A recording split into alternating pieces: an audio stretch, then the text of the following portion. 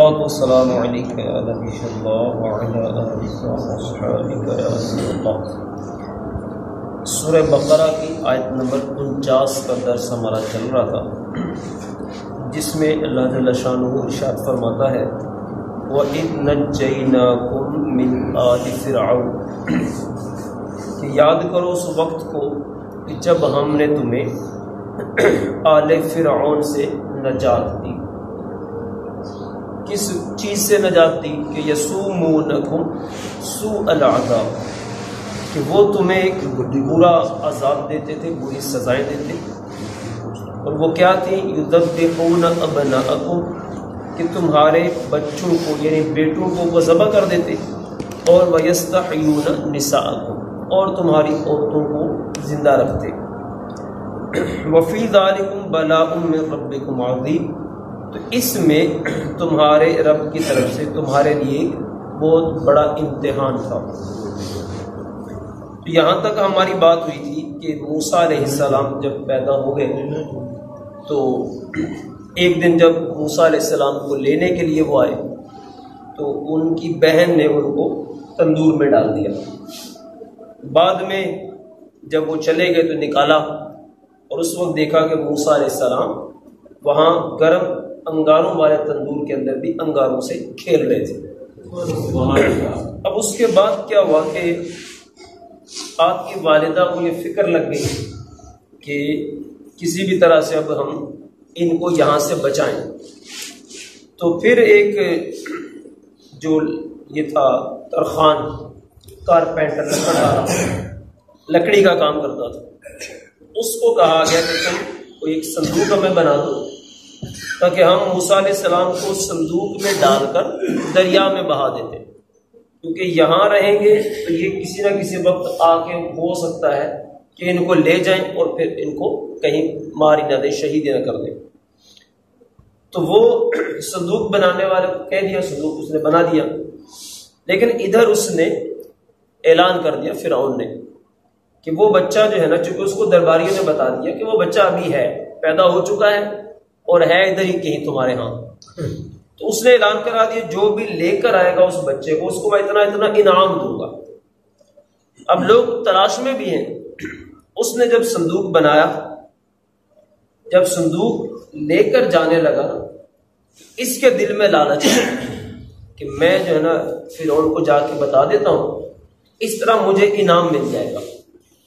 اب جیسے ہی وہ گھر سے نکلا ہے نا فرعون کو بتانے کے لیے، تو زمین نے اس کو پکڑ لیا، زمین نے اس کو ہلنے نہیں دیا۔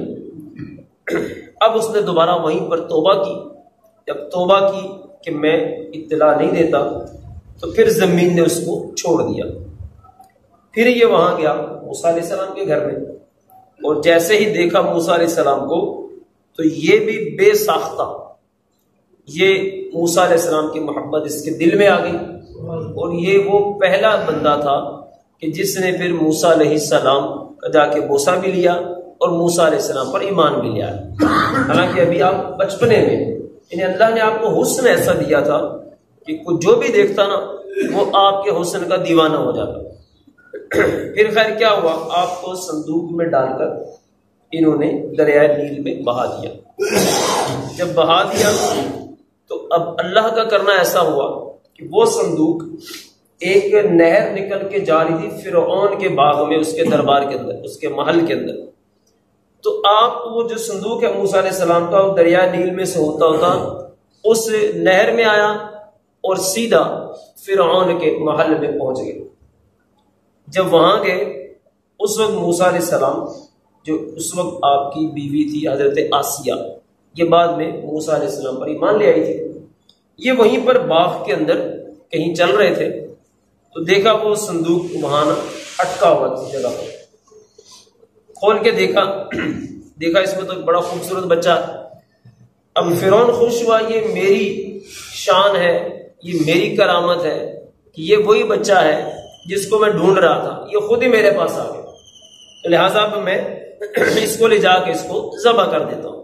لیکن حضرت آسیہ جو ہے انہوں نے کہا کہ یہ پتہ نہیں کہاں سے آیا، وہ تو بنی اسرائیل کا بچہ ہے، جس کے بارے میں تجھے بتایا گیا ہے، یہ کوئی اور بچہ ہے، ہماری اولاد نہیں ہے، ہم اس کو اپنا بچہ بنا لیتے ہیں۔ اس طرح پھر موسیٰ علیہ السلام محفوظ رہے، اور اب فرعون ہی کے گھر کے اندر اللہ جل شانہ نے موسیٰ علیہ السلام کو پروان چڑھانا شروع کر دیا۔ تو ایک دن موسیٰ علیہ السلام ابھی چھوٹے ہی تو دربار میں اس کے چلے گئے، کھیل رہے تھے۔ فرعون نے محبت سے موسیٰ علیہ السلام کو اٹھا لیا۔ جب اٹھایا تو موسیٰ علیہ السلام نے اس کے منہ پہ نہ تھپڑ مارا، حالانکہ چھوٹے ہیں ابھی بچے، جیسے تھپڑ مارا نا تو وہ، حالانکہ بڑا جوان تھا فرعون، وہ طاقتور آدمی، چھوٹے سے بچے کا تھپڑ ہے تو سر سے لے کے پاؤں تک کانپ گیا، ہل گیا سارا۔ پھر کہتا ہو نہ ہو یہ وہی ہے، بھائی اس کو میں نے مارنا ہے۔ پھر کیا کیا؟ پھر جب یہ شور شروع ہوا تو لوگوں نے پھر کہا تو پتہ نہیں کیا کر رہا ہے، یہ کون سا بچہ ہے، کہاں سے آیا؟ کہہ رہا نہیں یہ سب کچھ جانتا ہے بچہ، یہ وہی ہے، تبھی اس نے مجھے مارا ہے۔ انہوں نے کہا بچوں کو کچھ پتہ نہیں ہوتا، کہہ رہا نہیں ایسا ہی ہے۔ پھر خیر بات بڑی تو لوگوں نے کہا ایسا اچھا کرتے، ایک طرف رکھو انگارے اور ایک طرف رکھو لال موتی جواہرات، اور ان کو یہاں درمیان میں کھڑا کرو، اگر تو یہ کچھ سمجھدار بچہ ہوا تو آگ کی طرف نہیں جائے گا، ادھر چلا جائے گا لال و جواہر کی طرف، اور اگر واقعی بچہ ہوگا تو وہ آگ کی طرف چلا جائے گا۔ اب موسیٰ علیہ السلام کو درمیان میں بٹھا دیا، ادھر وہ انگارے آگ کے اور ادھر وہ موتی جواہرات۔ موسیٰ علیہ السلام جیسے اٹھے اور ادھر جانے لگے موتیوں کی طرف تو فوراً جبرائیل علیہ السلام آئے اور انہوں نے آ کر ان کا رخ ادھر آگ کی طرف کر دیا۔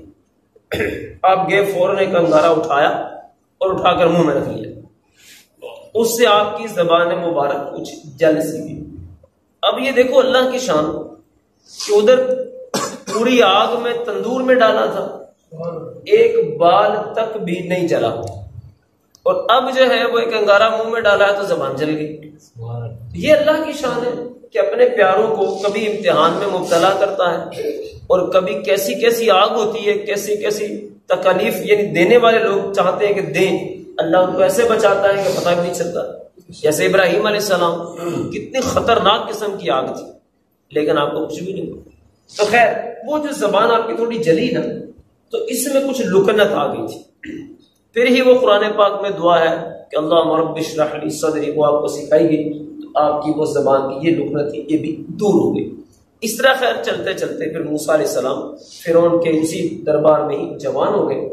پھر خیر کوئی ایک ایسا واقعہ ہوا کہ جس کی وجہ سے ایک بندے کو آپ نے مارا اور وہ مر گیا، مکہ مارا اس کو، مکہ سے مر گیا۔ پھر فرعون کو جب یہ پتہ چل گیا کہ اب یہ میرے بندوں کو مارنا شروع ہو گیا، کہا ان کو پکڑ کے لاؤں۔ پھر اس وقت موسیٰ علیہ السلام نے وہاں سے ہجرت کی اور مدین چلے گئے جہاں حضرت شعیب علیہ السلام کے پاس رہے۔ تو خیر المختصر یہ کہ پھر وہاں سے اللہ جل شانہ نے آپ کو نبوت عطا فرمائی، پھر واپس آئے اور پھر آ کر فرعون سے مقابلے کیے۔ اس میں جگہ جگہ تذکرے آئیں گے انشاءاللہ بیان کریں گے۔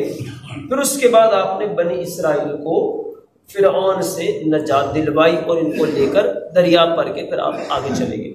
اس کا یہ ذکر ہے کہ ہم نے تمہیں آل فرعون سے نجات دی، ان چیزوں کی وجہ سے، وہ جو تمہارے اوپر ظلم کرتے تھے، تمہارے بچوں کو ذبح کرتے، تمہارے بوڑھوں سے مشقت لیتے، کام کرواتے، یہ وہ سب اس کا یہ ذکر ہے۔ پھر اس کے بعد آگے اگلی آیت میں ذکر ہے، انشاءاللہ وہ کل بیان کریں گے کہ وہ جو دریا کے پاس جب پہنچے اور پھر وہاں دریا سے کیسے نکلے، اس کا ذکر انشاءاللہ پھر اگلی آیت مبارکہ میں۔